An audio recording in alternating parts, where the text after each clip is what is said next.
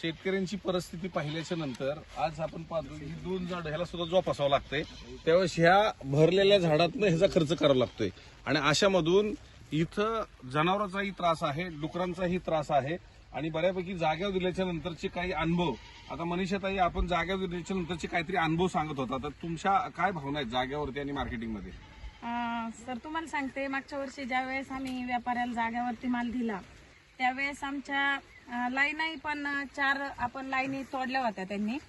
तर त्यांनी रिजेक्शन जे काढलं त्या रिजेक्शनचा माल आम्ही तुमच्याकडे आणला होता आणि त्यांनी जो प्युअर माल आमचा नेला त्याचे आम्हाला तर 1,05,000 रुपये त्यांनी दिले होते आणि जे रिजेक्शन जे काढलं होतं ते आम्ही तुमच्याकडे आणलं होतं. तर त्या रिजेक्शन मालाला त्यांनी आम्हाला जागेवर ज्या मालाचा भाव दिला त्या रिजेक्शनला तुम्ही तो भाव दिला, त्याच्यामुळे आमचा पूर्णपणे विश्वास तुमच्यावर बसला. जो माल आम्ही चांगला त्यांना दिला आणि जो खराब माल रिजेक्शन म्हणतो आपण त्याला, तो माल तुमच्याकडे आणल्यानंतर त्या मालाचे आम्हाला 1,15,000 रुपये आमच्या हातात मिळाल्यानंतर रिजेक्शन मालाची आणि चांगल्या मालाची 1,05,000. त्यावेळेस आमचा म्हणजे आनंद वेगळाच होता. त्यावेळेस असा एक पश्चाताप होत होता. आनंद आणि दुःख दोन्ही होते तुम्हाला? दोन्ही पण होते.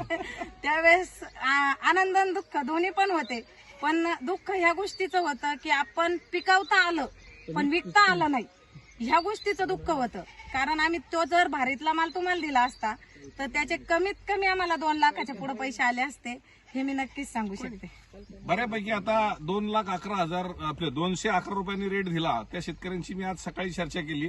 त्यांनी रिजेक्शन माल मार्केटमध्ये पाठवला, त्याचं 204 रुपये ॲव्हरेज झालं. 211 तर हा सर्वाधिक रेट व्यापाऱ्यांनी दिला. शेतकऱ्यांनी समाधान व्यक्त केलं की 300 रुपयाचा रेट मिळाल्यागत झाला.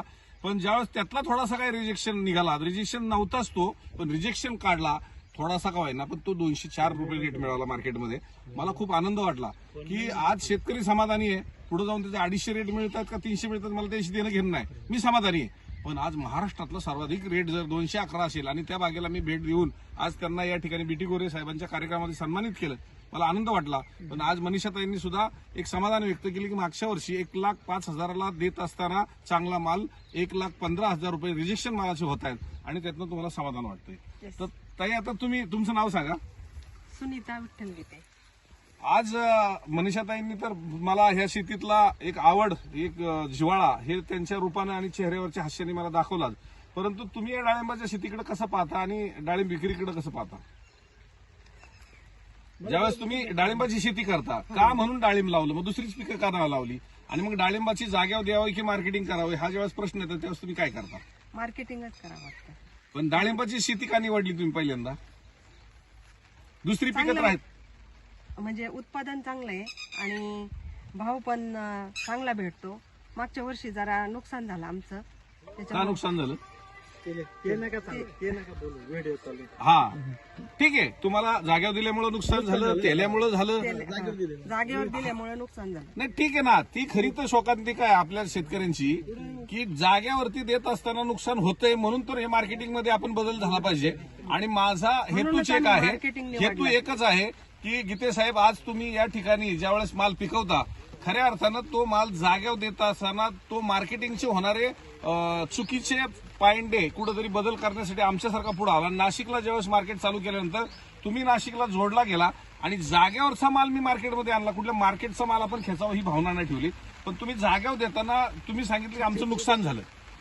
तुम्ही काय सांगितलं? आमचं नुकसान झालं. आता ते विसरू नका, पण ते तर विचारलं पाहिजे की तुमची तळमळ ही मागच्या वर्षीची तळमळ पाहता ह्या वर्षी तुम्ही नुकसानीला सामोरे नाही गेलं पाहिजे. मग मार्केटिंगकडे वळलोच. बर, पण मार्केटिंग मध्ये ज्यावेळेस केडी चौधरींकडे तुम्ही जॉईन व्हायच्या अगोदर कुठल्या वेगवेगळ्या मार्केटला तिथं गेला असेल, तिथंही चांगले काय फायदे मिळाले असतील आणि आमच्याकडे काय एखादा चुकीचा पॉईंट आपल्याला पाहायला भेटला असेल, असं झालं कुठं? नाही. दुसऱ्या मार्केटमध्ये चांगलं कुठं पाहायला भेटलं? नाही भेटलं. तुमच्याकडे चांगला म्हणजे मार्केटिंग आणि हे चांगले भेटले रेट.